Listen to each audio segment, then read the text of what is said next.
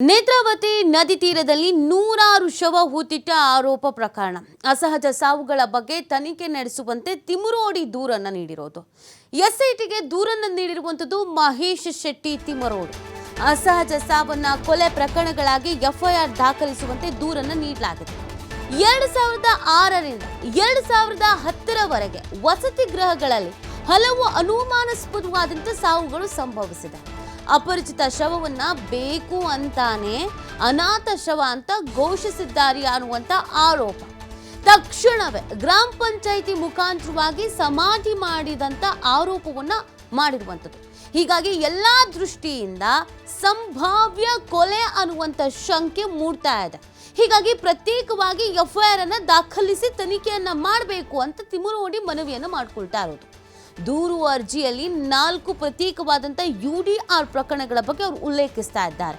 ಈ ಬಗ್ಗೆ RTIನಿಂದ ದಾಖಲೆ ಕೂಡ ಸಲ್ಲಿಕೆ ಮಾಡಿದ್ದಾರೆ. ನೋಡಿ, ದಾಖಲೆ ಇಟ್ಟು ಈ ಬಾರಿ ಅವರು ವಾದವನ್ನು ಮಾಡ್ತಾ ಇರೋದು. ದಾಖಲೆ ಸಮೇತವಾಗಿ ಅವರು ಮಾಹಿತಿಯನ್ನು ನೀಡ್ತಾ ಇರೋದು.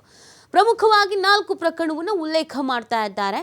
4 ಪ್ರಕರಣಗಳು ಅಸಹಜವಾಗಿ ಸಾವನ್ನಪ್ಪಿರೋದು ವಸತಿ ಗೃಹಗಳಲ್ಲಿ.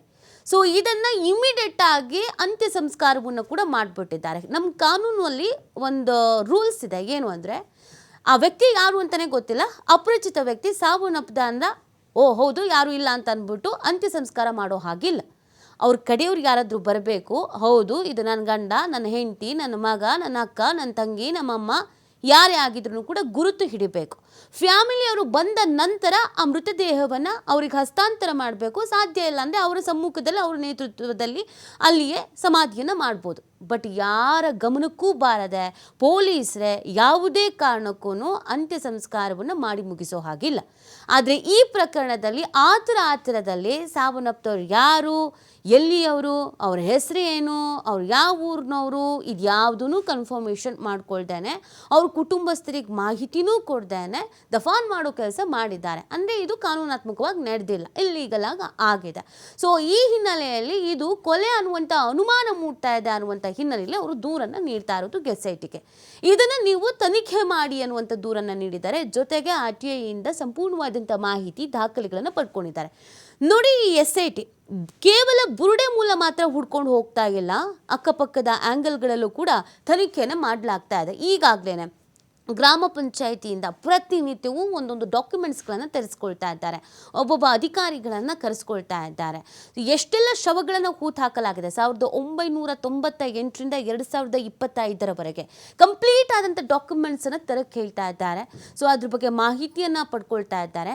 ಆ ಸಂದರ್ಭದಲ್ಲಿ ಯಾರೆಲ್ಲ ಅಧಿಕಾರದಲ್ಲಿ ಇದ್ರು ಅಧಿಕಾರಿಗಳು, ಅವ್ರುಗಳನ್ನು ಕೂಡ ವಿಚಾರಣೆಗೆ ಬರಬೇಕು ಅಂತ ಸೂಚನೆಯನ್ನು ಕೊಡ್ತಾ ಇದ್ದಾರೆ. ಈಗ ತಿಮರೋಡಿ ಮಾಡ್ತಾ ಇರೋದು ಇನ್ನೊಂದು ಗಂಭೀರವಾದಂಥ ಆರೋಪ.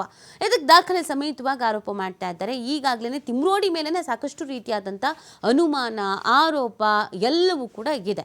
ಹೀಗಿರಬೇಕಾದ್ರೆ ಈ ವ್ಯಕ್ತಿ ಇನ್ನೊಂದು ದೂರನ್ನು ತೆಗೆದುಕೊಂಡು ಮುನ್ನೆಲೆಗೆ ಬರ್ತಾ ಇದ್ದಿದ್ದು. ಇಲ್ಲಿವರೆಗೂ ಒಂದು ಪ್ರಕರಣದ ಹೋರಾಟಗಾರ ಅಂತ ಇವರನ್ನು ಕರೆಯಲಾಗ್ತಾ ಇತ್ತು.